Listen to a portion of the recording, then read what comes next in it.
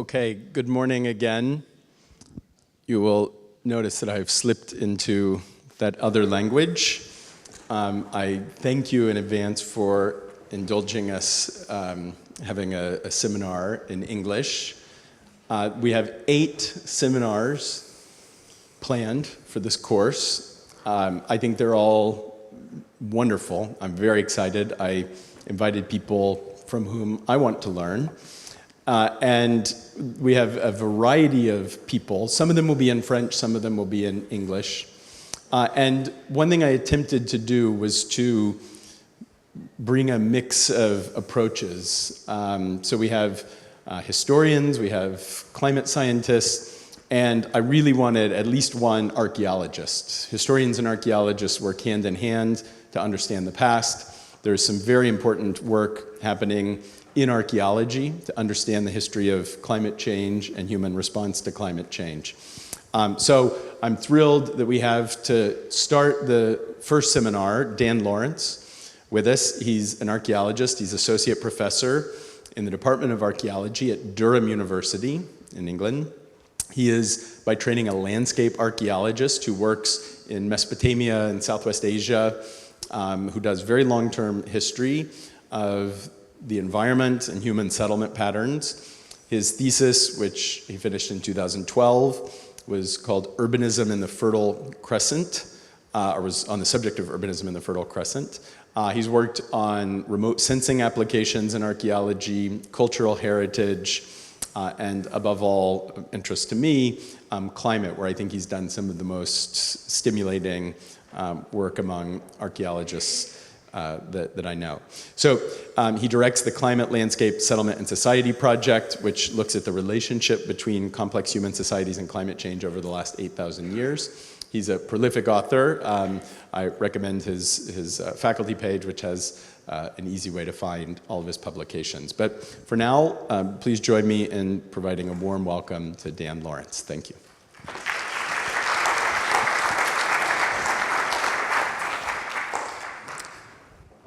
Thanks, Kyle, and thanks very much for having me, everyone. I'm very sorry. I'm a typical English person where I don't speak very good French, so I'm the reason why we've gone into this other language.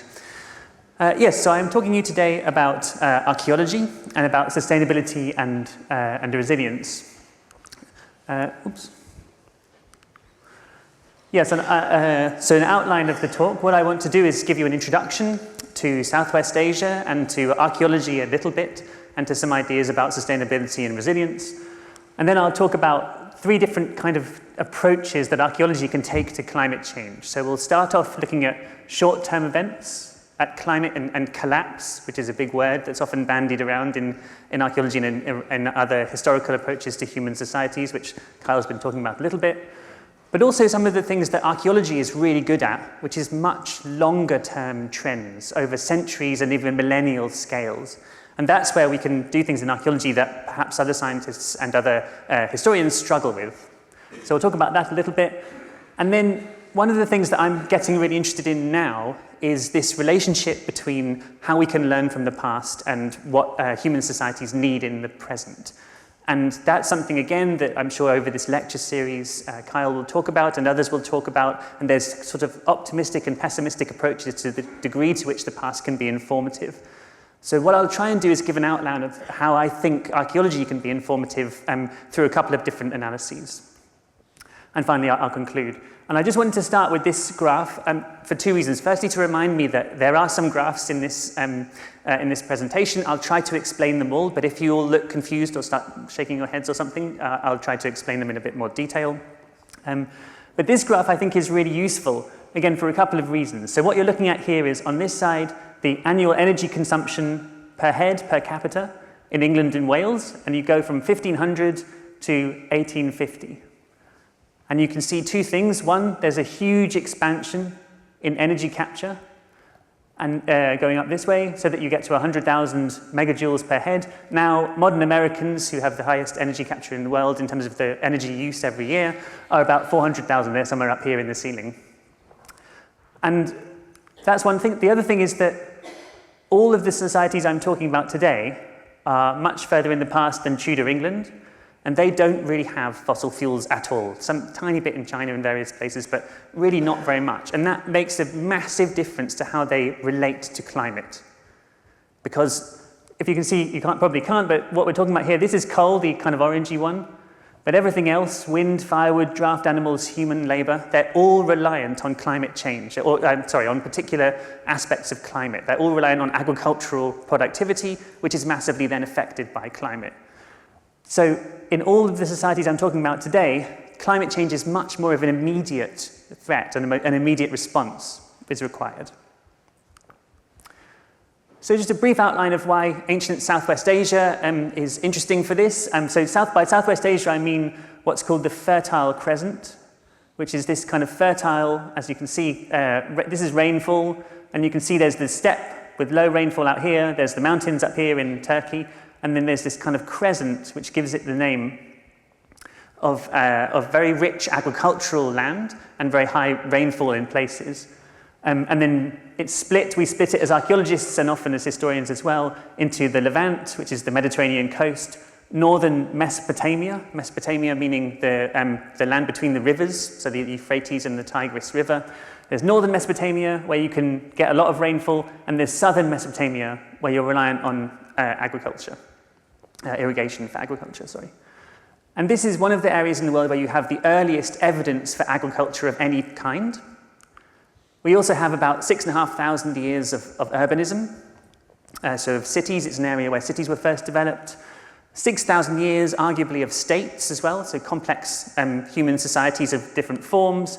And 4,000 years of empires, right, of really huge multi-ethnic states of various kinds too. And all of those are some of the longest periods that we have those sorts of things in the world. So it's an area of what we call pristine development of a lot of these different things. So by pristine, what I mean is that something emerges in this area. It's not influenced, like the rest of Europe, it's not influenced by what happens somewhere else.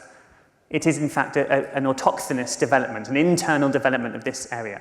And that's really important too, because it allows us to think about the formation of these sorts of approaches, right? How did these complex societies emerge? They didn't, for example, in Britain, for example, we don't really have cities in any meaningful sense until the Romans arrive, and then the Romans deliver us cities as a fully formed idea and a fully formed thing that we then use as, British people or whatever.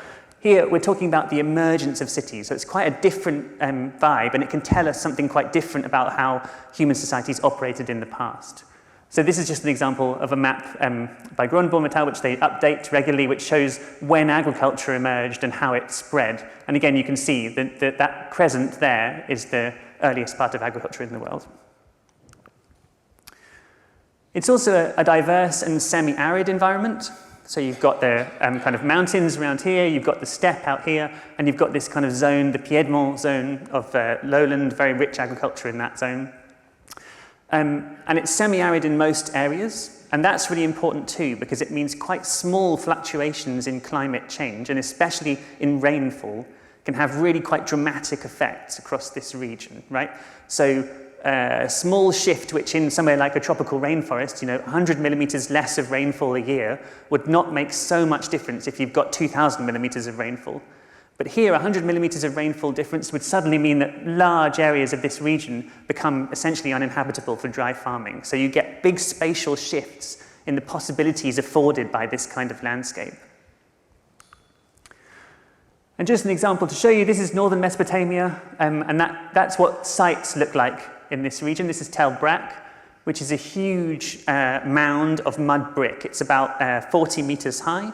This is an ancient city, where what people do in this region is they build houses out of mud brick. Mud brick falls down quite easily. It's much easier to just flatten it and then build on top of it again, rather than try to repair it like you would a kind of a more standard brick or stone building.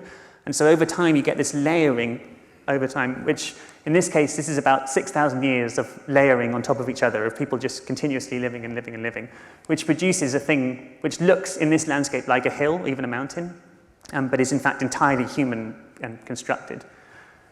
And you can see what you're in. Here is quite a nice kind of green area. This is in the summer, in the winter, when you've got lots and lots of rainfall, and you can do dry farming. You can grow crops here without needing irrigation. Whereas in southern Mesopotamia, that's your much more traditional irrigated landscape that's very different. You've got date palms and you've got lots and lots of man-made canals and irrigation channels, which you absolutely need to make this landscape work. There are also a range of different climate trends that occur across the Holocene, so the last kind of 12,000 years. And the two kind of main ones are that you've got a very long-term drying trend that starts about the mid-Holocene, about 8,000 years ago, and gradually we get drier and drier and drier. And that will become important later in the talk. And we also have what's called RCC events, or rapid climate change events, where a big fluctuation happens, and those are related to things like bond cycles and aspects of the climate, the kind of global climate models.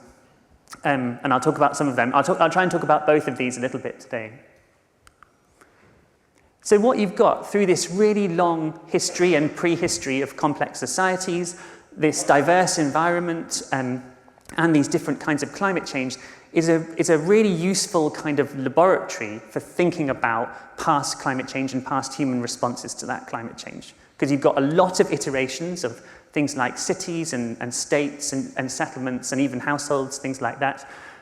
So you can, I like this quote from Jackson et al. You've got a series of completed experiments which allow us to think about the drivers behind sustainability and resilience and collapse over time.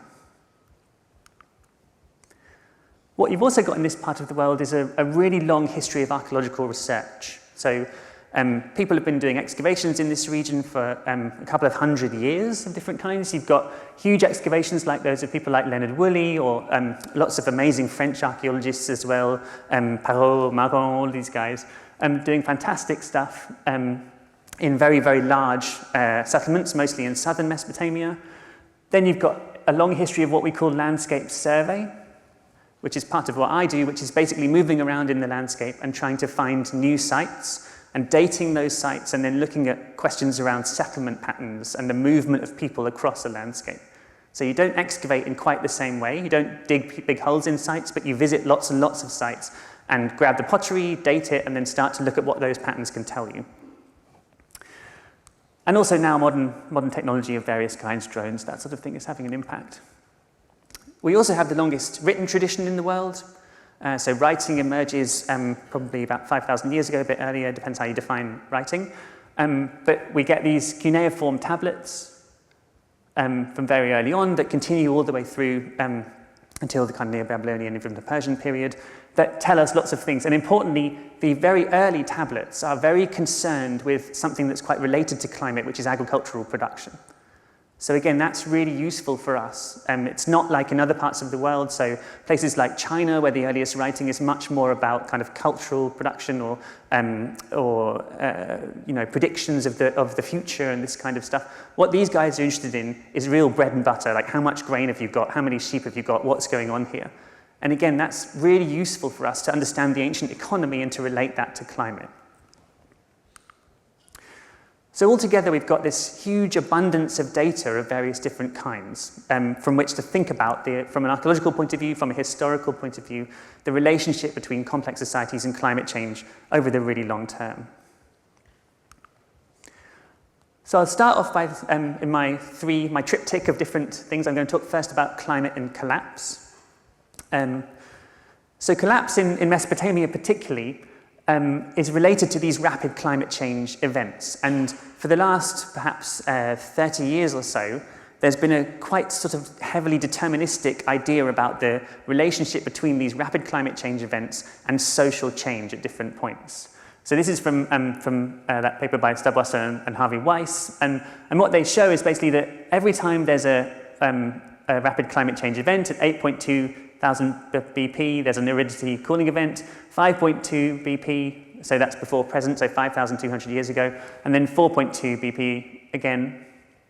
And they cause the collapses of the late Uruk society, collapses of the Akkadian Empire, collapse of Hassuna villages, and then there's this idea of habitat tracking as well, which is quite important, which is the idea that when you get climate change, what people try to do is move to areas where their original climate still exists.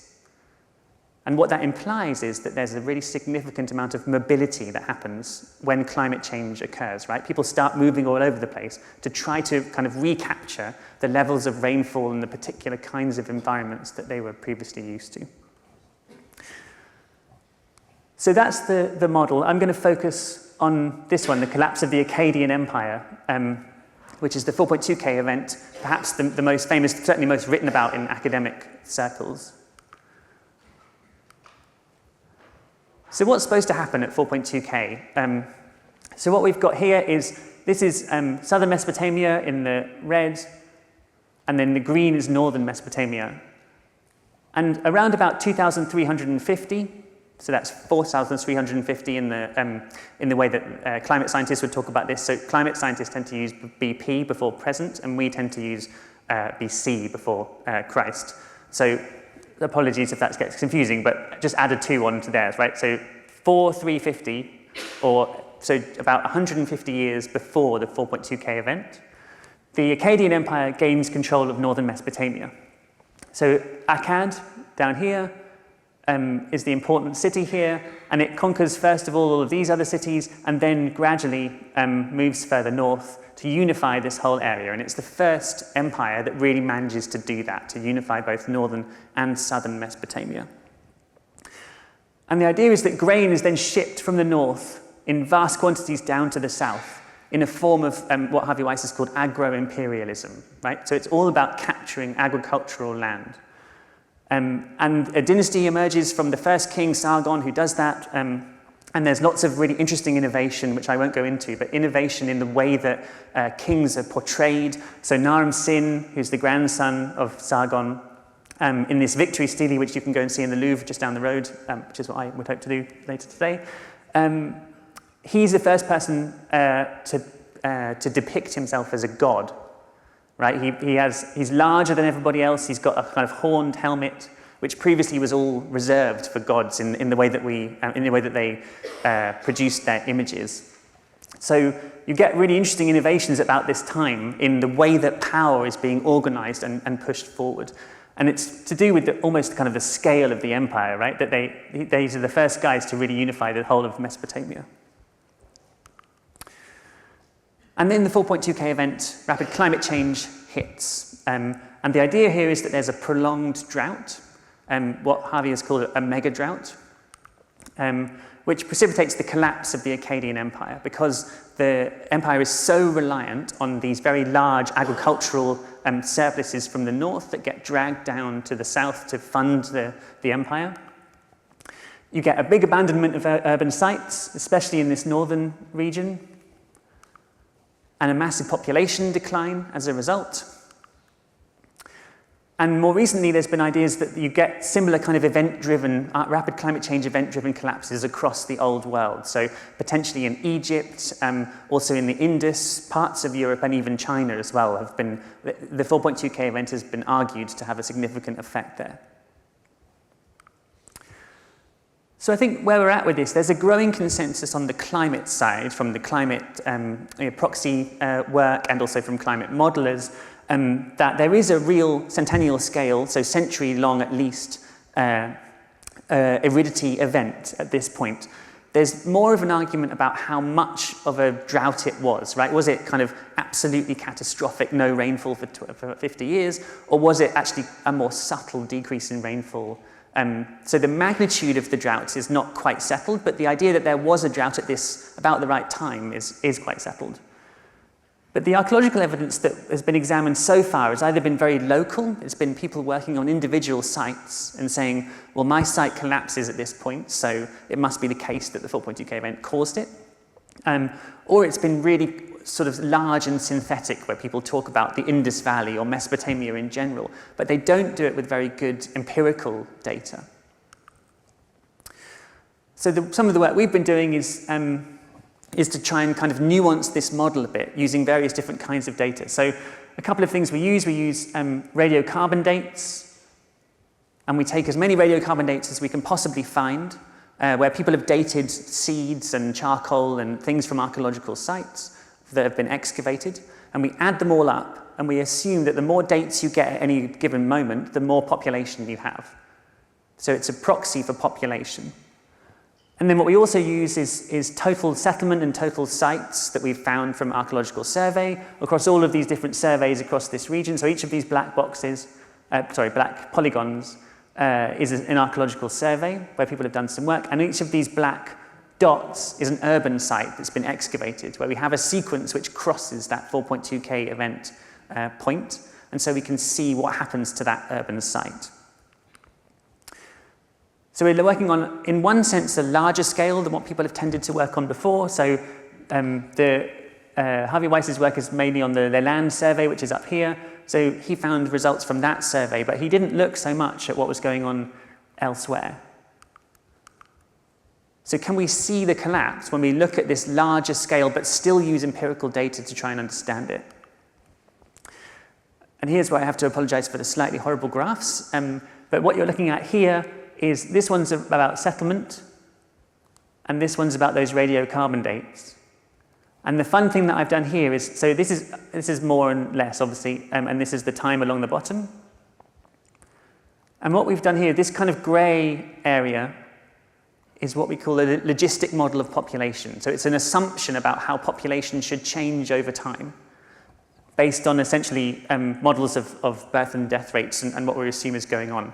So we would assume that most of the time, the population that we find in this black line, which is the radiocarbon dates, should be within this envelope, because that's the expectation of what comes out of the model. So when it goes out of the envelope, something weird is happening. And what we can see here is that there's a good correlation between both the radiocarbon dates and the urban settlements, which is nice. So the urban settlements is this kind of bluey weird one here.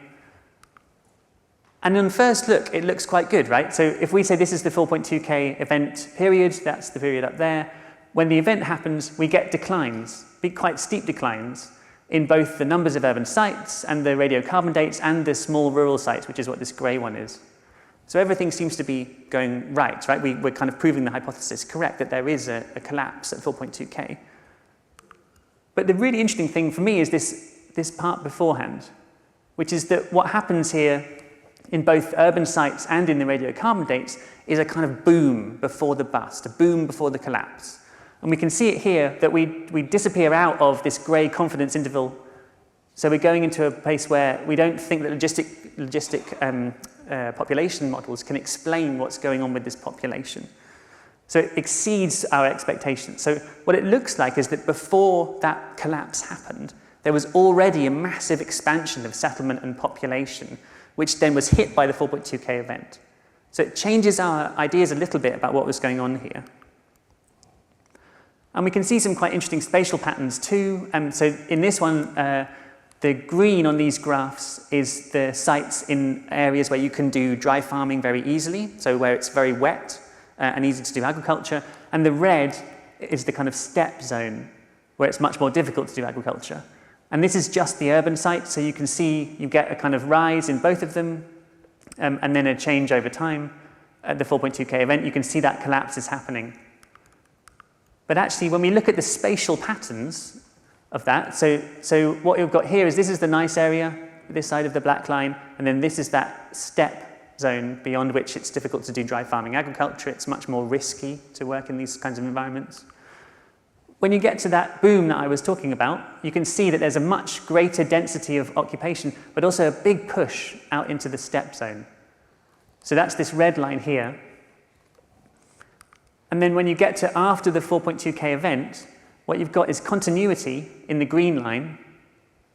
So the cities that are in the the wetter area are okay, but the big collapse happens in the red line, in the steppe. So it's almost like the tide going in and out, right? The tide goes out into the steppe and then comes back in again as a result of the likely 4.2K climate change. And the model that we've developed for thinking about why that might be the case is pretty simple, but relies very much on sheep. Because what happens at this time is that you get the domestication of wool-bearing sheep.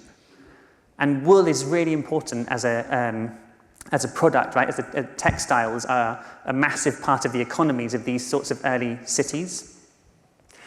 So if we're thinking about collapse, what's going on? Well, it seems like there's declines in population that are visible at about the right time. We do appear to have a collapse, as it were, of population, a really high magnitude change in the number of people living in these regions.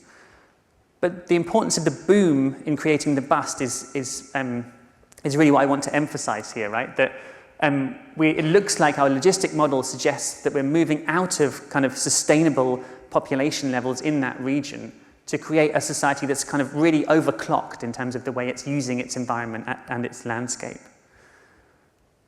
So the reason why that happens is we've got this early Bronze Age urbanism, that's the period we're talking about, is really connected to the exploitation of this much more arid zone. What I really like this term, the zone of uncertainty, where agriculture is not so certain, right? Because you've got slightly lower rainfall. And there, it's a really productive landscape under certain economic and political conditions, especially when you've got sheep and goats that you can then use for wool, which then you can process in your cities with your big army of urban laborers who can then manufacture textiles for you, start swapping that all around. So wool-bearing sheep are a really significant part of this that produce this kind of large-scale textile production, economic boom. We've got texts from cities like Ebla, which suggest that they might have had between 500,000 and 2 million sheep under the control of the city itself, which is just extraordinary numbers. I mean, more sheep than there are in Syria today.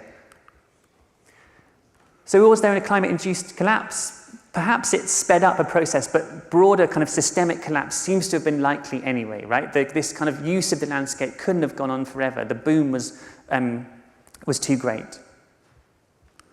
Just gonna check the time. Okay, so thinking about longer-term trends in climate change, I coined this idea of kind of climate decoupling over the Holocene, which is really interesting. So I've already talked to you a little bit about this, but what we're doing here is taking a slightly larger area, and we're looking at those radiocarbon dates again, and we're looking at archaeological settlement data. So excavations and surveys, we've got about 22,000, bit over 22,000 sites from Anatolia, from Mesopotamia, and from the Levant, and population estimates from radiocarbon dates. And what we've done is taken the climate proxy data that we've got from this region as well. So again, it's a bit frustrating because, as you can see, there's not very many climate proxies in this region, and lots of them come from around the edge of the area that we're really interested in, which is this kind of Mesopotamian area. So all the green ones are archaeological proxies, which are not so useful. The kind of light blue and dark blue dots are speleothems, which is a cave. So speleothem from a stalagmite in a cave, you can get the isotopes out of that in various ways, reconstruct climate. And also from lake cores as well. So a similar kind of argument that things like pollen, foraminifera, and isotopes as well collect in the bottom of lakes, and we can core those lakes and try to understand what's happening. And so don't bother to look at that too closely, but what we've got here on this side is all of those different climate proxies from different lakes, from different speleothems. And then we've got all of the different population proxies that we've got from the different regions. And what we did is basically just a very simple correlation between the population and the climate over the last 12,000 years. And what you can see here is essentially from all of those different regions, this is a graph of how correlated those two things were. And we go from the early Holocene, the middle Holocene, and then the late Holocene where we are now. And what you can see, this is the side to look at population versus climate, that we start off with high values because population and climate are quite well correlated, right? So when population goes down, climate goes down, climate goes up, then population increases too. Then we get, in the middle Holocene, this big drop. So suddenly, population and climate are not so correlated together in this middle Holocene part. And then in the late Holocene, we have a bit of a problem because our proxies for population are not very good. But actually what we know is that population increases a lot and climate gets worse. So it looks like that should be much lower. So in the second half of the mid-Holocene, we get this kind of decoupling, this snapping of the link between population and climate, which is contemporary with the earliest urbanism, which might mean that cities are some kind of adaptive strategy, right? Cities allow people to transcend climate in some way. So I'll quickly move on to the last part of the talk, which is thinking about the relationship between historical narratives and sustainability science, but building on some of those long-term trends that I was just talking about. So thinking about sustainability is complicated. It's a word that is often kind of bandied around, but actually relatively rarely defined. So what I'm taking here is the UN definition, which gave rise to the United Nations Sustainability Development Goals, which comes from this Brundtland Commission. Former Prime Minister of Norway, Brundtland, did this report in 1987, and her definition is that meeting the needs of the present without compromising the ability of future generations to meet their own needs. And that has two kind of implications for me, I think. One is continuity, the idea that systems will continue through time, and the other is equality across those generations. And those are the things that we can think about as archaeologists in various different ways, and actually some recent work has helped us to do that. So I'm going to talk a bit about persistence, the idea of the duration of occupation of sites and societies, and I'm going to talk about Gini coefficients and house size as a way of thinking about equality and inequality, and then I'll try and link those together. So another way of thinking about sustainability is really a very basic one, which is to say that a sustainable system is one which survives or persists. If you can keep going through time, then you're sustainable. Oops. And if that's the case, then archaeologists are really in a good place to start dealing with this kind of stuff, because one of the things that we deal with a lot is long time durations and also the starts and ends of things. We're really interested in dating how sites work, how states work, when do they begin, when do they finish, what happens in the middle, what attributes are associated with those sorts of things. So we use things like pottery, we look at the density of pottery, we can tell you how cities change in size through time, all of that kinds of stuff. And what we can do is use persistence as a way of kind of articulating in relation to sustainability, and from that we can then leverage all the things that archaeology is really good at doing, like telling you what kind of city it was it a big palace, was it a small palace, what kind of settlement, and think about which ones of those help to drive sustainability. So I'm going to talk about some other variables that we can deal with as archaeologists, so time, land use and city size, just as some quick examples of how we can think about sustainability using this persistence concept. And to do that, I'm again using this kind of Mesopotamia and the Levant data set of sites. So you can see this is southern Mesopotamia, this is the north and the Levant over here. And what I basically did is I just took all the sites that we know about that are over 10 hectares in size from 10,000 BC to 0 AD and looked at how long they lasted. And that gives us about 500 sites. If you can see there, about 700 occupation phases. And we compared it to a model of land use, which is a way of thinking about the productivity of the landscape in a particular region. So this was constructed for a very different project, but what you can see here is basically the greener it is, the nicer it is to live in.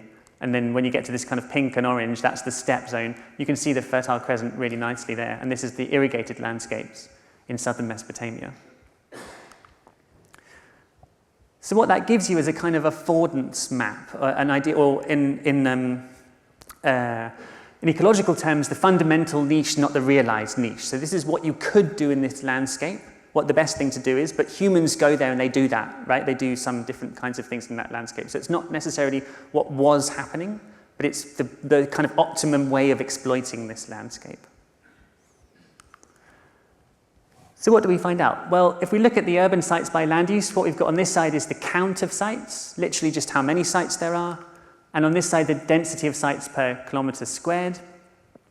And we're going from kind of the nicest areas over here to the nastiest areas here. So we're going from marshes and irrigated landscapes and optimal agriculture to essentially the steppe and the desert. And you can see it kind of does what you'd expect, right? People like to live in areas which are nice for agriculture, that are productive. And so we find lots and lots of cities in those regions, and the kind of nastier you get, the fewer cities you get over time.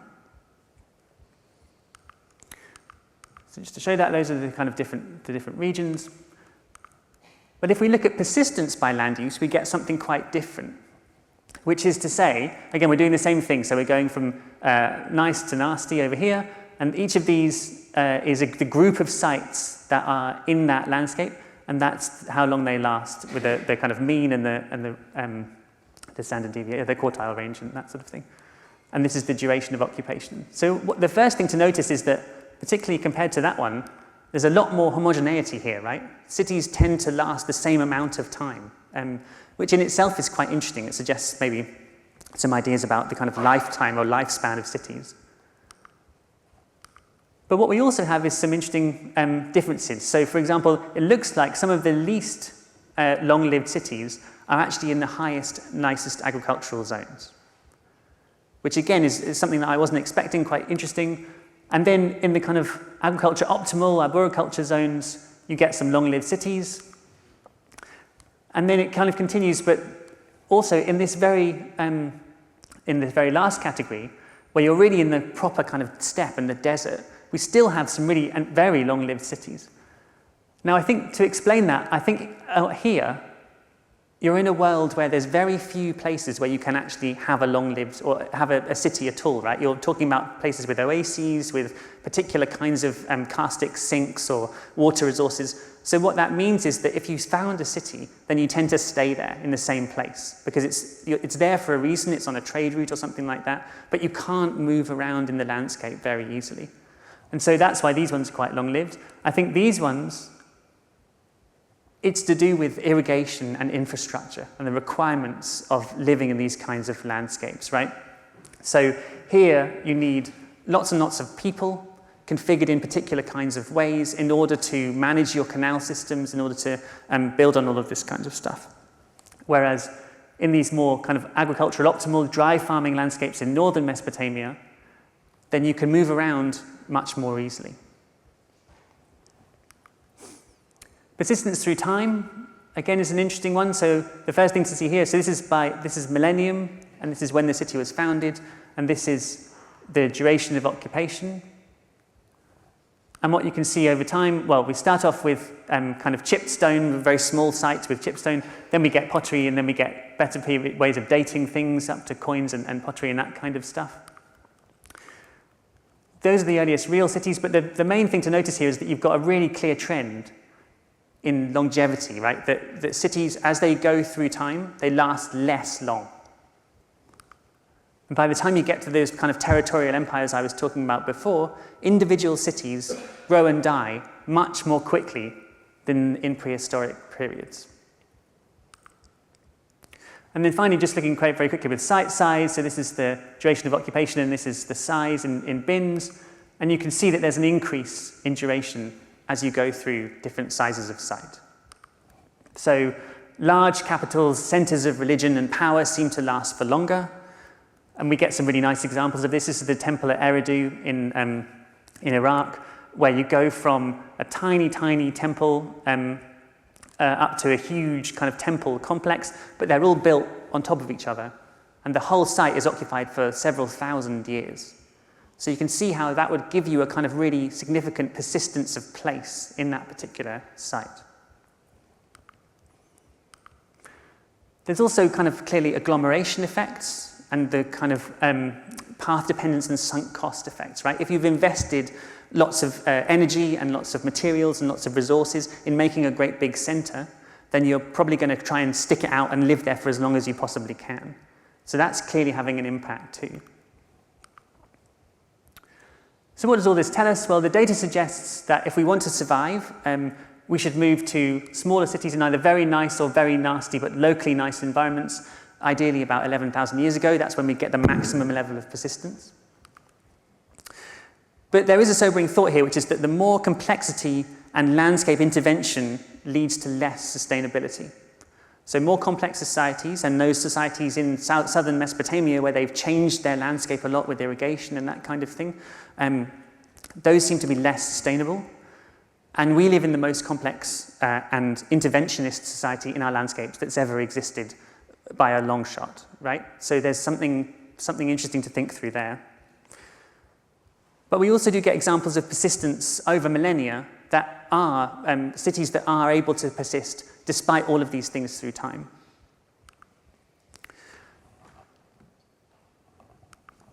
So to turn to the other side of sustainability, which I think is often quite neglected, certainly by archaeologists and to some degree historians thinking about this kind of stuff, is the other side of it is equality, right?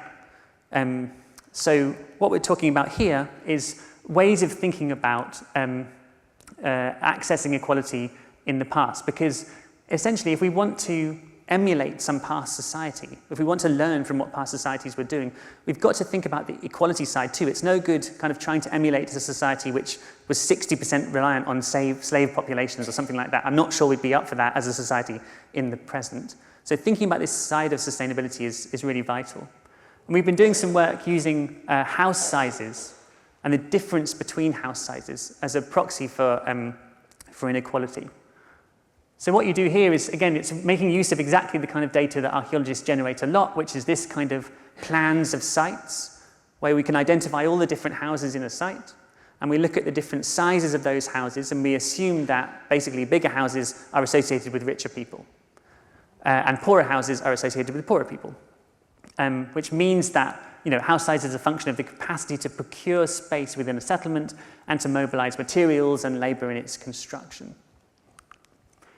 And what we've been doing is using the Gini coefficient. Again, I won't go into this too much, but essentially this is a way that modern economists often use to look at these kinds of disparities in things like income and wealth in modern societies. Corrado Gini invented it in the 20th century. And the thing to remember about this is that essentially it's a scale between 0 and 1, where 0 is perfect equality, where everyone has the same share of wealth. 1 is perfect inequality, where one person has all of the wealth and everybody else has none. And then in reality, you get various different measures. So the United States today is between 0.6 and 0.7 on this scale in terms of inequality. For some reason, when they use this, they always use Slovenia as an example, but Slovenia is 0.41 or something like that. Britain is about 0.5, something like this. And that's on income data. So what we've done is taken, again, the same, you've seen this map a lot now, the kind of Fertile Crescent area, and we've taken data from all of these different papers and smushed it together to give us 77 sites, 100 or so phases, about 2,000 houses. And again, we're looking over the really long term here. So what you're looking here is the mean site date. So this is going from 8,000 BC to 1,000 BC. And then each of these red dots is a site, and that's the Gini coefficient of the houses at that site over time. So what you can see is that over this kind of Neolithic, Chalcolithic period, you've got a very long but relatively stable period of gradual increase in inequality through time. So farming happens, very gradually people start to get richer, but the inequality doesn't change too much. And then you get this period of the earliest cities, and the blue dots are cities and the red dots are the rural sites. And the interesting thing here is that those cities sit within those rural sites. So it's not the case that those early cities engender massive inequality. That only happens later, where you get a plateau in the curve. But really what's happening is that cities are becoming incredibly unequal, and those rural sites are becoming equal, but quite poor. So this is what the cities look like at that point. You've got palaces and also mixed neighborhoods of rich people and poor people. This is from in southern Mesopotamia. Whereas these rural sites start to look like pretty kind of depressing places to live, to be honest. They kind of remind me of like row houses in northern Britain, like the miners' cottages and that kind of thing. So that's in itself a really interesting sort of phenomenon that I'll come back to. Also, if you look at this in other kinds of ways, so we look at long-term trends in relation to different kinds of polity. So from family level to empires in terms of the scale of the polity, using this book, which lays out a couple of ways to kind of categorize societies like that. That's a kind of old school anthropology way of dealing with societies, to kind of classify them in those sorts of ways. And it's not super useful, but it is quite interesting just as a quick way of getting into the data. And what you can essentially see is that over time, as we move into different levels of complexity of societies, the Gini values of individual sites at those societies increase. So it's doing what we think, right? As you get to more complex societies, inequality increases. And then just something that I've been doing very recently is looking at this on a more global scale through a project called Gini, but confusingly all capitals, led by Tim Collar and Amy Bogard in Oxford. And what we're doing here is collecting data on all kinds of houses from all sorts of places around the world, from North America, from Europe and China, bits and pieces in Africa and Oceania as well. All sorts of different types of houses. These are from Oceania, that's from the Inca, I think, and that's from the Indus Valley. And what we can do with that is then compare the Gini coefficient with persistence, with how long sites last. And this one's really interesting. So at a global scale, more unequal sites persist for longer. So that means that there's this strange link between sustainability, right? The two sides of sustainability seem to be actually a little bit more in tension than we imagined. So it might be the case that inequality and persistence are functionally linked together, right? One gives you the other. So what does that mean for sustainability where persistence and inequality, and equality are supposed to go together? It's interesting to think this through. So there's this famous book by a couple of British medics, in fact, where the spirit level, why more equal societies almost always do better. That might be the case in modern periods, but it looks like actually if we're taking persistence as sustainability, then more unequal societies actually always do better in the past. So I thought I'd finish by trying to kind of tie all this up together with one more graph, which is a bit of a kind of Mickey Mouse version of what I've been saying. So this is just more or less of whatever I'm about to show you, and this is time. So what happens over the Holocene, as I showed you, is that climate, broadly speaking, gets worse for humans to live in this region in Southwest Asia, particularly rainfall, which is the one that we normally use. While at the same time, population increases, explodes, in fact. So right there, you've got a paradox, right? It's getting harder for people to live in a place, but they're getting better at reproducing and, in fact, living in it. And as I was showing before, settlement persistence of individual settlements and of cities is going down too, right? So settlements are getting less good at persisting as we go along. And again, there's a tension there between population and settlement persistence, right? So we've got high levels of population, but low levels of actual sites being occupied. So everyone's just moving around more. You're getting more and more kind of churn in these complex systems. And then you've got more and more inequality and hierarchy through time. So again, you've got these sort of different things going on, and it's difficult to make sense of what could be kind of allowing that to happen. And I think the thing that we've got to focus on as archaeologists and perhaps historians now is the role of kind of complex social systems in allowing that to happen. So what I showed you with the urban rural site divide is really important here, is that you're moving from individual sites being their own things that kind of just operate in their own landscapes to a much more complex system where cities are reliant on rural sites and they're integrated together.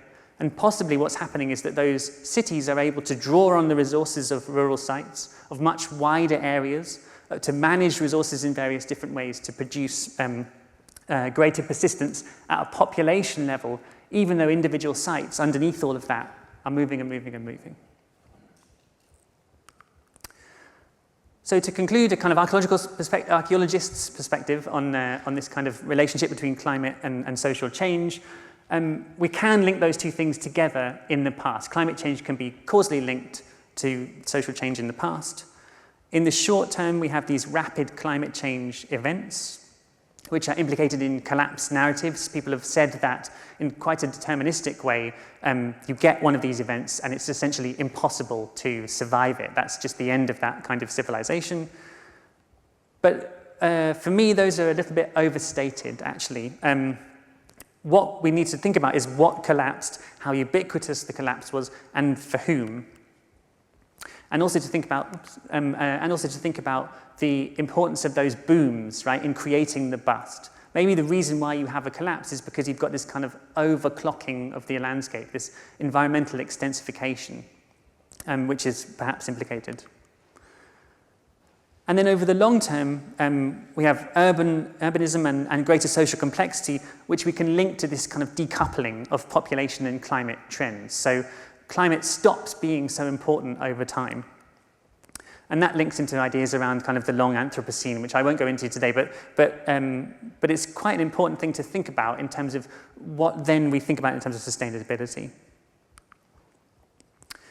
And thinking about sustainability, so archaeology can provide a kind of unique repository of information on really long-term trends in human, social, and ecological systems. And I've tried to show that today. We can really talk about millennia and patterns that exist over that sort of time frame.